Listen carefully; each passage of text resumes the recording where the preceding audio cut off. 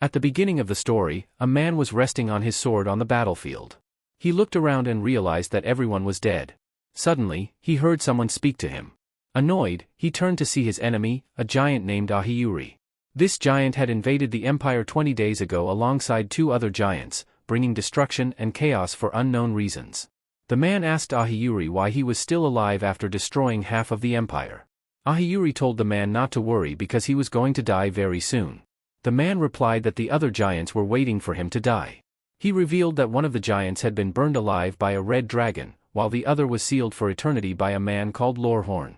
Ahiyuri scoffed and told the man not to be too proud, reminding him that although the other giants were defeated, they had killed the people who stopped them. With no powerful warriors left, there was no one in the world who could challenge them. The man, undeterred, declared that he was still strong and healthy. Ahiyuri smirked and told him not to deceive himself, claiming that he could feel the man's energy fading away. Ahiyuri was delighted by the thought of the man's imminent death. He taunted the man, saying that if he had discovered his talent earlier and worked hard, he could have been a great obstacle to them. The man admitted that he knew he had lived a messed up life and told Ahiyuri not to lecture him about it. Ahiyuri, almost mockingly, told the man to be proud of his achievements. He said no human could have accomplished what he did and urged him to enjoy his victory while he still could, because their world would soon be buried by the starlight. After hearing this, the man cut off Ahiyuri's head.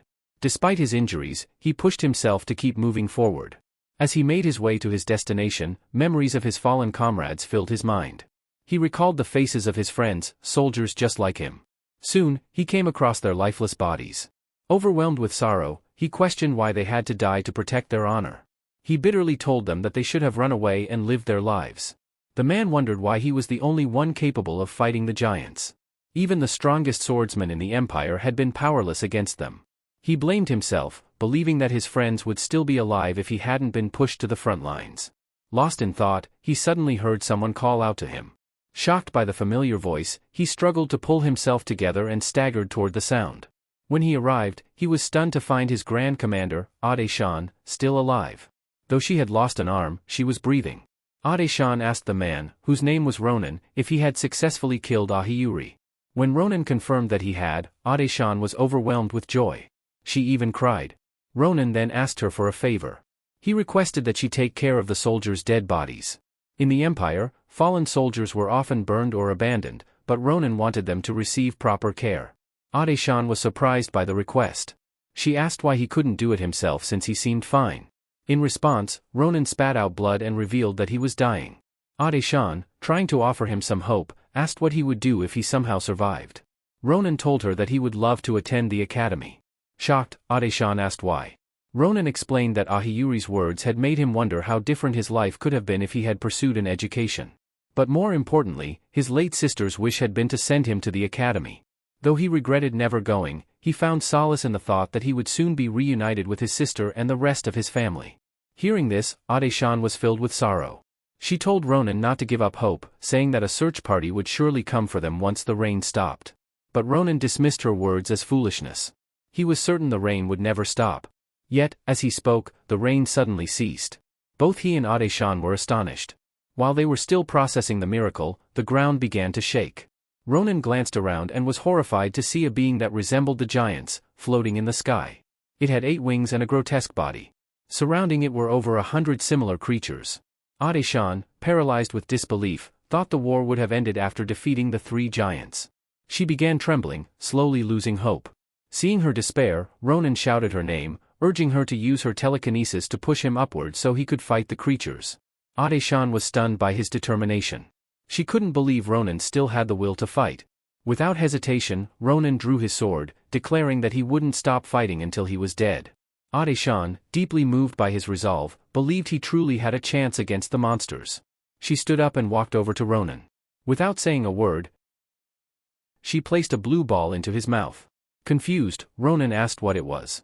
Ade-shan leaned in close and whispered something into his ear. With a trembling voice, she begged him to tell her to become a tailor if they ever met again. She confessed that despite everything she had done, her greatest love was tailoring. Just as she finished speaking, the creature with 8 wings unleashed a mysterious energy, killing them both.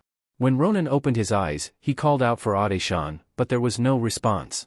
Looking around, he realized he was back in his childhood village. He was stunned. He had returned to the past. Sitting down, he tried to make sense of it all. He recalled that the blue ball Ade-shan gave him was an orb that allowed its user to travel back in time. It was thanks to this orb that Ade-shan, once an ordinary tailor, had become the Grand Commander. Before her death, Ade-shan had revealed that the orb granted the ability to travel to the past 4 times. However, she had already used it 3 times, meaning only one chance remained. She told Ronan that he had the power to fight the giants and a greater chance of saving humanity. She pleaded with him to attend Phil Leon Academy, renowned for producing exceptional warriors. She begged him once more to tell her to become a tailor if they met again. After remembering everything, Ronan was still unsure if it was all real. He began shouting and violently striking a tree, overwhelmed by frustration and doubt. But as he pounded the bark, he slowly realized the truth. He really was in the past, which meant his sister was still alive. Gripping a stick, he sprinted toward his home.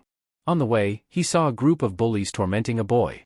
To his shock, they were holding the boy upside down with magic, something rarely seen on the battlefield. Ronan immediately realized that a magician was present. The boy begged the bully, saying he had no money aside from what he needed for his mother's medicine. The bully sneered, slapping him and demanding more money. The magician, named Asel, was ordered to lift the boy higher. Asel hesitated, saying that if he made a mistake, the boy could fall and die. The bully threatened Asel, saying he would put him on the tree if he disobeyed. Terrified, Asel complied. But just as he raised the boy, Ronan struck him with his wooden stick. Asel lost control, and the boy fell. Ronan scolded Asel, telling him he could have killed the boy. The bully, enraged, drew a real sword and charged at Ronan. However, Ronan easily dodged the attack, unimpressed by the boy's poor form. The bully, furious, threatened Ronan and even mentioned his sister, claiming he had always dreamed of sleeping with her. At that moment, Ronan snapped. With his wooden stick, he sliced off the bully's ear. The boy screamed in agony. Ronan walked up to him and warned him never to mention his sister again unless he wanted to die. After forcing the bullies to leave the stolen money behind, Ronan gave it to the boy. When the boy pointed out that Ronan had given him more than what was taken, Ronan said he only wanted the sword, not the money. While the boy thanked Ronan, Asel apologized, saying he had been too scared to disobey. Before parting ways, Ronan told Asel to meet him in 4 days, warning him not to run or he would hunt him down. Finally, Ronan ran home. Upon arrival, he picked flowers for his sister, but he hesitated, thinking it was foolish. Just as he was about to discard them, he heard his sister's voice. Seeing her alive filled him with emotion. When he entered the house, his sister, Irel, admired the flowers he brought. To show her appreciation, she cooked him a feast. During dinner, Ronan asked how old she was. When she said 22, Ronan was relieved, he had 10 years to prepare. Irel, puzzled by his question, touched his forehead to see if he was sick. Ronan, feeling warmth and love, vowed to protect his sister at all costs. Ronan told his sister that he wanted to attend an academy. Irel's eyes widened with joy, hardly able to believe what she was hearing. With a teasing smile, she asked if he was joking, reminding him how she had always dreamed of him going to an academy, only for him to refuse every time. But this time, Ronan's expression was serious, he truly meant it. Overwhelmed with excitement, Irel rushed around the house and returned with a massive pot. When Ronan peered inside, he was stunned to see it brimming with money. Curious, he asked why she had such a large sum. With a warm smile, Irel revealed that she had been secretly saving for years, determined to send him to an academy no matter what. Touched by her unwavering support, Ronan thanked her sincerely. However, he gently explained that the money she saved wouldn't be enough to enroll him in the academy he had in mind. Puzzled, Irel asked which academy he wanted to attend. When Ronan confidently declared, Phil Leon Academy, her eyes widened in shock. She gasped and screamed in disbelief, unable to fathom his choice. At the heart of the empire stands Phil Leon Academy, the most prestigious educational institution, often referred to as the Factory of Heroes. It is funded by the imperial family and boasts the finest professors on the continent. The academy has produced countless remarkable figures, including Grand Commander Adeshan, Swordmaster Shalafan, and the Winter Witch. With such a reputation, it is notoriously difficult to gain admission. Even Irel was uncertain if Ronan had what it took to get accepted. After walking for a while, Ronan reached his destination. He was surprised to see that Asel actually came as promised. Without wasting time, Ronan told Asel that he needed his help to test something important. He asked Asel to use his telekinesis to lift him into the air. Asel was shocked by such a strange request. He hesitated, worried about how dangerous it was, but Ronan reassured him and insisted that he do it. Reluctantly, Asel used his telekinesis, and Ronan was amazed by how high he could go. Although Asel's magic was weaker than the telekinesis used during Ronan's battle with Ahiyuti, Ronan knew its potential. In his previous life, it was Asel's telekinesis that allowed him to fight Ahiyuti on equal footing. Since telekinesis was a rare form of magic most mages lacked, Ronan considered Asel to be the most vital piece in his plan to fight the giants. After holding Ronan up for a while, Asel began to lose control. Ronan urged him to hold on for just a moment longer. He drew his sword and swung it through the air. Suddenly, he dropped to the ground. Asel was confused. He hadn't lost control, yet Ronan had fallen. When Asel asked what happened, Ronan revealed that he had sliced through the magical energy itself, severing Asel's mana. Asel was stunned. He asked how Ronan managed to do that, but Ronan simply bonked him on the head and told him not to ask. Even in his past life as a soldier, Ronan never understood how his powers worked. This time, he was determined to figure them out. After putting his sword away, Ronan handed Asel his bag and told him to follow along. He announced that they were about to do something worthy of the first page in his future biography, which he dramatically referred to as the Empire's history book. As they walked, Ronan told Asel that he would be joining him at Phil Leon Academy. Asel was stunned. Although he knew Ronan was a martial arts prodigy, he didn't see himself as talented enough for such an elite academy. But Ronan wasn't having it. He asked Asel if he was really going to waste his life rotting away in their small village. He called him a coward and a loser, warning him that he would regret it forever if he stayed behind. Ronan spoke from experience. He knew what it was like to waste his life. His words struck Asel deeply. For the first time, he felt that someone genuinely believed in him. Determined not to let Ronan down, Asel declared that he would go to Phil Leon Academy. Ronan congratulated him for making such a manly decision. But before Asel could celebrate, Ronan told him he had to clear his first hurdle to prove he was truly a man. When they arrived at their destination, Asel was horrified. His first hurdle was to face a lunar goblin. Ronan grinned, calling it the perfect challenge for him. Asel thought Ronan was insane. Lunar goblins were distinguishable by their yellow skin and twisted bodies. They were infamous for their greed, hoarding treasures they stole and holding wild festivals under the full moon. Ronan revealed that the reason he brought Asel there on this particular night was because the goblins would be distracted by their festival, making it the perfect time to steal their treasure. Asel was shocked that Ronan knew about this, but Ronan claimed he had read it in a book, a complete lie. In reality, he had learned this in his past life.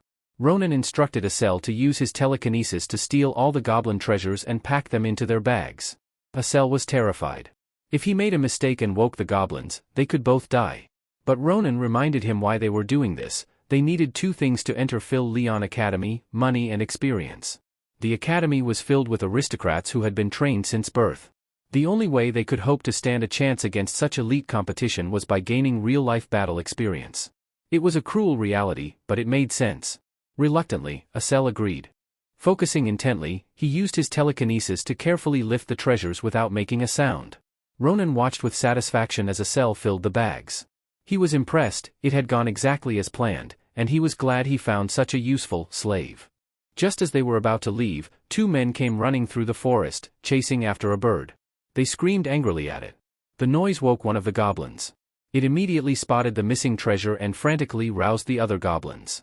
Asel panicked and fell to his knees. He begged Ronan to abandon the treasure and run, but Ronan refused. They needed the treasure for their tuition. As the goblins charged toward them, Ronan calmly drew his sword. He quickly assessed its quality, noting that it could only withstand 15 swings before it became useless. That was a problem. There were 30 goblins. But Ronan was confident that 15 attacks would be enough. In one swift strike, he decapitated 3 goblins. Asel was stunned. Ronan's movements were so fast, it seemed like he had vanished. In the blink of an eye, he tore through the goblins with terrifying speed. After wiping them out, Ronan casually told Asel to get up because it was time to go home. On their way back, Ronan felt a dull pain in his shoulders. He was surprised that his muscles were sore just from fighting goblins. He realized it was because his body was still growing. He decided he needed to ramp up his physical training. Asel asked Ronan who he thought made the noise that woke the goblins. Ronan didn't know, but he vowed to beat the culprit up if he ever found them. Suddenly, an arrow shot toward Asel. In a flash, Ronan caught it mid-air, leaving Asel in awe. They turned to see the 2 men from earlier, who had shot the arrow at them. They apologized for shooting at them and asked what children like them were doing there at night. Ronan was furious that they called him a child. When they looked at Ronan's bag and saw the treasures, they were delighted. They apologized to Ronan and Asel again, but Ronan told them to stop their fake apologies. He demanded to know who they were. One of the men suddenly pulled out a knife and attacked Ronin, revealing that their group's name was Calaboro. Upon hearing the name, Ronin swiftly disarmed the man and used his own knife to stab him. When the man's companion saw this, he rushed to attack Ronin, but Isel used a skill called Invisible Hand to hold him down. Ronin thanked Isel for saving him, then took the second man's knife and mercilessly tore him apart. Isel was horrified and asked Ronin if he had killed the man. Ronin coldly replied that he would kill anyone who tried to kill him. He said these men deserved their fate because Calabaro was responsible for countless atrocities. They were known for crimes like poaching, kidnapping, and human trafficking, earning them the title of the Empire's worst poaching group. Ronin told Isel that the men were planning to steal their treasures and harvest their organs. While clearing the bodies, Ronin and Isel noticed one of the men's bags moving. When they opened it, a bird with dazzling blue feathers emerged. Ronin was shocked to see it, especially when he noticed a chain around its leg. The chain was a special device used by Calabaro to disrupt a prisoner's mana and restrict their movement. Ronin was surprised that Calabaro would use such high-grade equipment, as it was only meant for capturing mystical beasts. As he examined the bird, he spotted a magic circle on its back.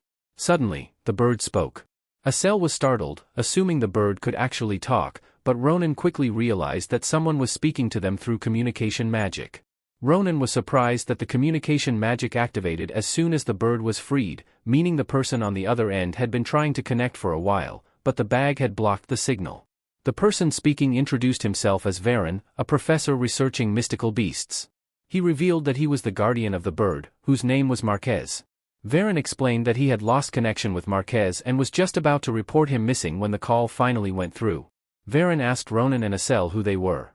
Ronin casually replied that they were just righteous passers-by who had saved Marquez from poachers. Varen was stunned to hear that Marquez had been kidnapped. He gratefully thanked Ronin for rescuing the bird and asked how he could repay them. Isel told Varen not to worry about repaying them.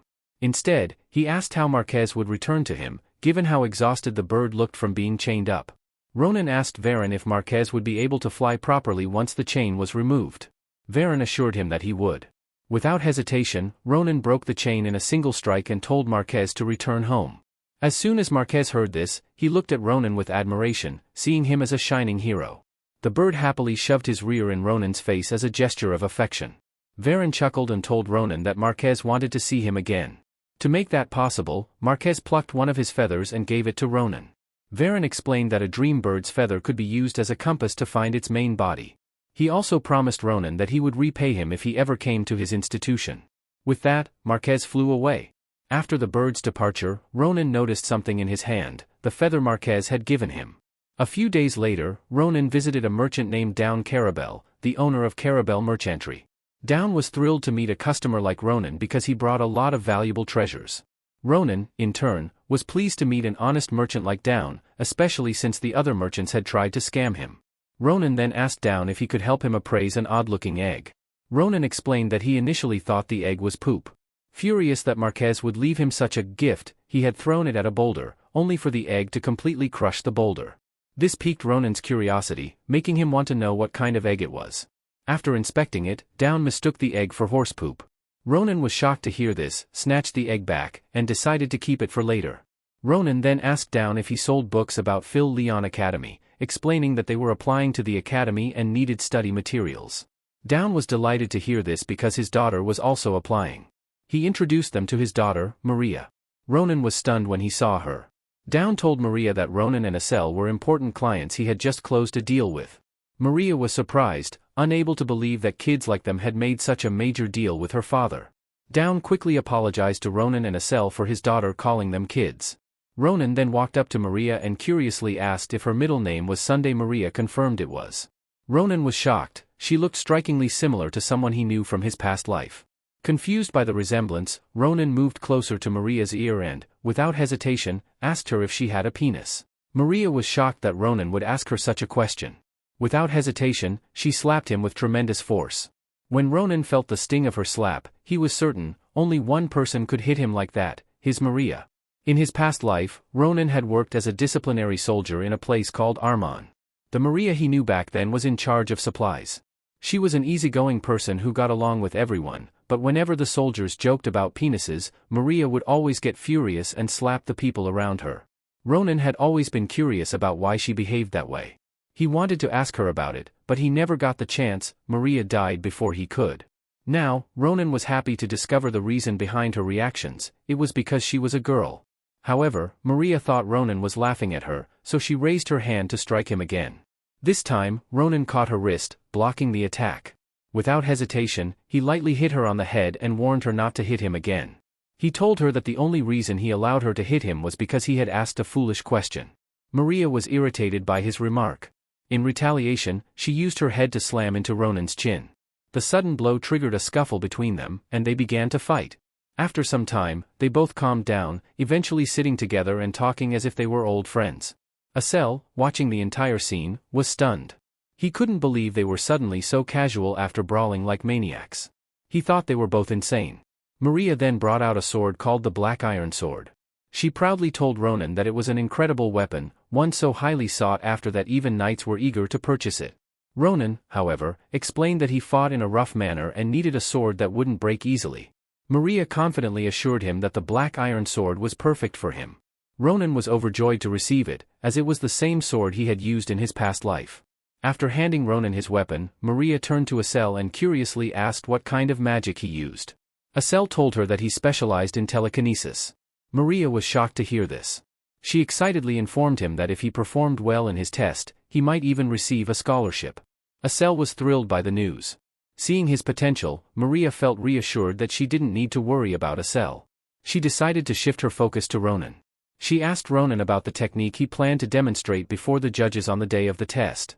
She explained that if he wanted to enter Phil Leon Academy, he needed to impress the judges with a remarkable technique. She also informed him that the academy had a written exam, which was difficult but still not as challenging as the practical one.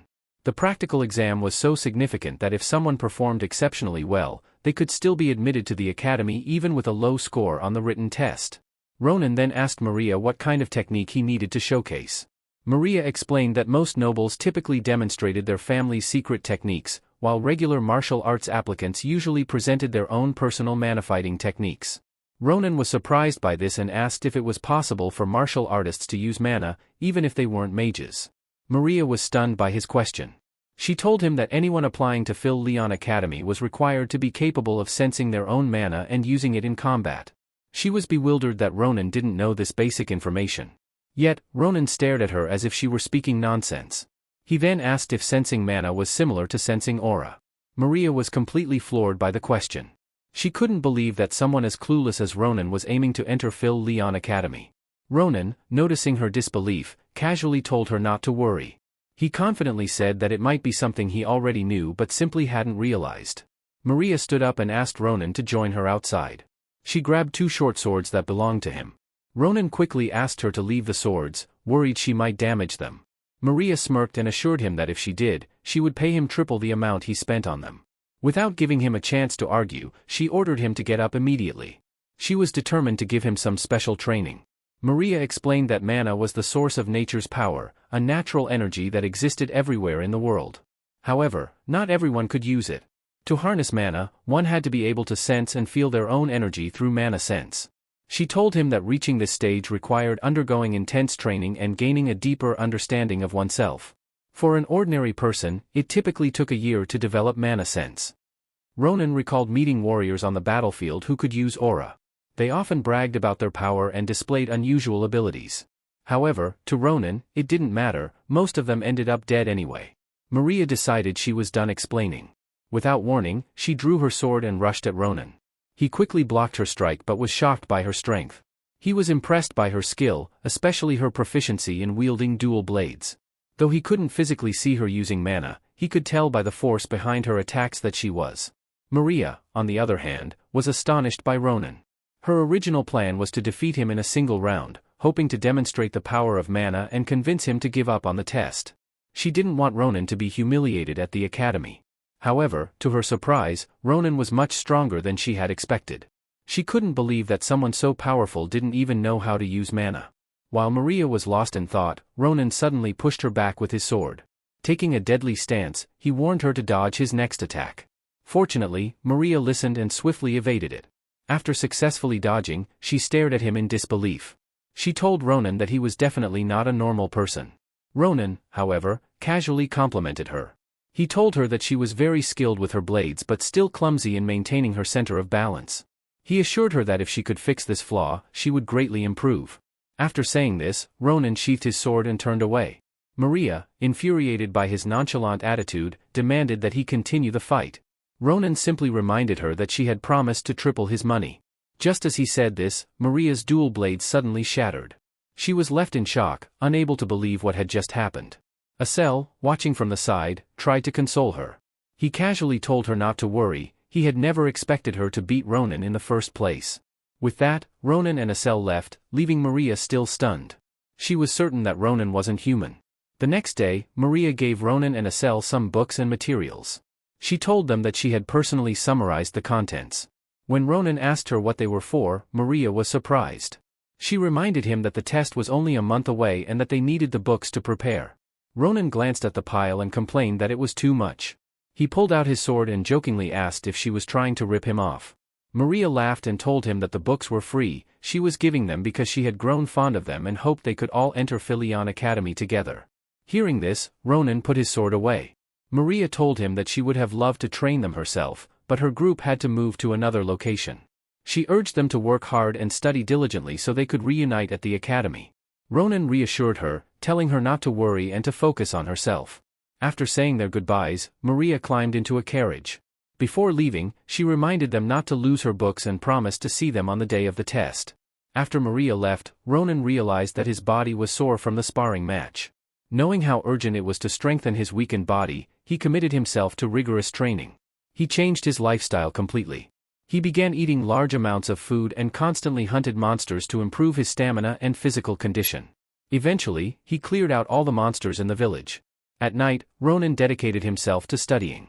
He never imagined that he would ever spend his nights poring over books. Yet, he continued this strict routine until a month passed. Finally, the day of the test arrived. When Asel saw Philion Academy for the first time, he was in awe.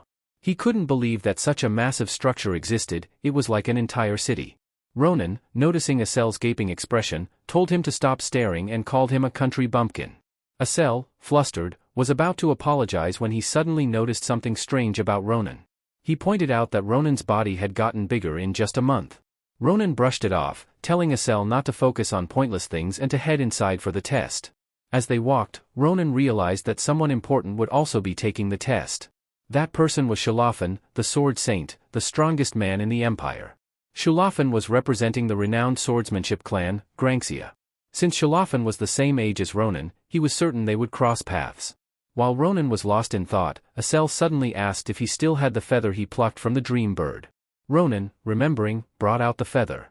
He was surprised to see that it was pointing toward a tall building in Philion Academy. At the top of the building, Marquez and Varen Fanasier, the Academy's zoology professor, were rearranging Varen's office in preparation to greet Ronan.